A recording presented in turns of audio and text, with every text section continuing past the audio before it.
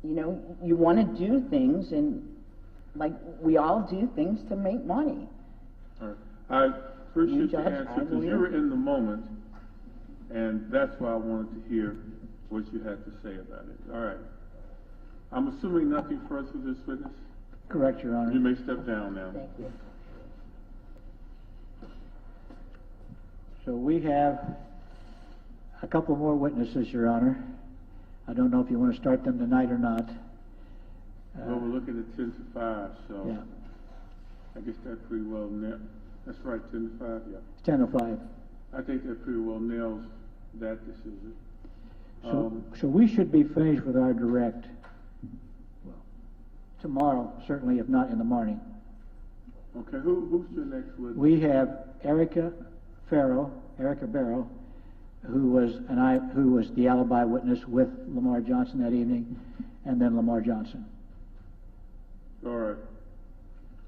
Well, tomorrow's Thursday. Tomorrow's Thursday. What, I know you told me earlier you were anticipating, I believe you said 4 witnesses.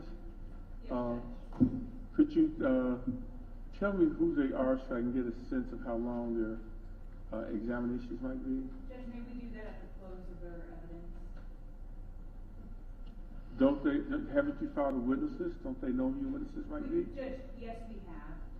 So I'm just saying, tell me. Okay, Judge. So we intend to call Detective Nickerson, who was formerly with the St. Louis Metropolitan Police Department. Okay, I got an idea how long that might be. Go ahead. Clyde Bailey, also formerly with the St. Louis Metropolitan Police. Now, what was Bailey's role in all of this? I hadn't heard his name yet. That is a great question, Judge. He is one of the detectives who testified at trial. His testimony is twofold. You've heard some information and evidence regarding a mask that was seized before the homicide of Marcus Floyd. That mask was introduced at trial as demonstrative evidence. It was seized from Lamar Johnson's trunk, again, prior to the homicide. He will provide testimony and information to the court regarding that, as well as he was present at the in-person lineup that the court has already heard some testimony about. So Clyde Bailey is His presence at the in-person testimony, just to let you know in advance, you might want to lead with that one. Because there isn't a whole lot he can add to my understanding over the mask, since it isn't the mask that was on the eyes of the assailants at the time. It's just an example. Yeah. Right, Judge. And you don't even need testimony on that. You just say, Judge, see, here's an example. Then you can put it away. Yes. So I'm not concerned about any extensive discussion on that. What about witness 3? Witness 3, Judge, is Leslie Williams. That's the wife, I believe, Girlfriend, yes, Judge. of the decedent. Mr. Marcus Floyd, yes. Well, she obviously doesn't have too many facts to contribute. What are you thinking? And Judge, I look forward to presenting her testimony to you. I do think she has relevant information for this court, including... All right, go right at it. No dancing around. Just go at it. Absolutely. Witness number 4. Your Honor, that would be our investigator, Tiffany Lindworth, but that depends on the testimony of their next witness, Erica Barrow. This is kind of be more of a potential rebuttal. Correct. We may not need her, and that's it. All right.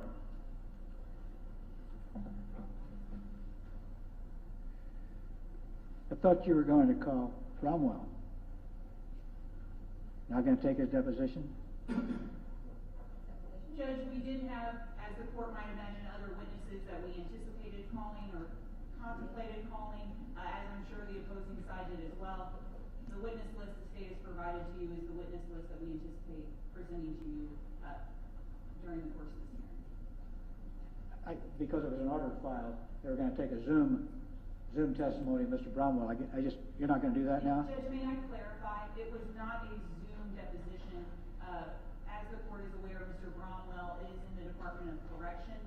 It was to have him appear virtually via WebEx in order to comply with Missouri law. In this particular hearing? Correct, Judge. Yeah. But at this time, the state has That sharpens things up. All right. Okay. I won't make this go late until it looks like we have to go late. Most likely, if I do that, it would be on Friday. And then we'll just go from there. Okay, counselors. Thank you very much. In recess tomorrow to 10 a.m. All right. Division 17 is now in recess.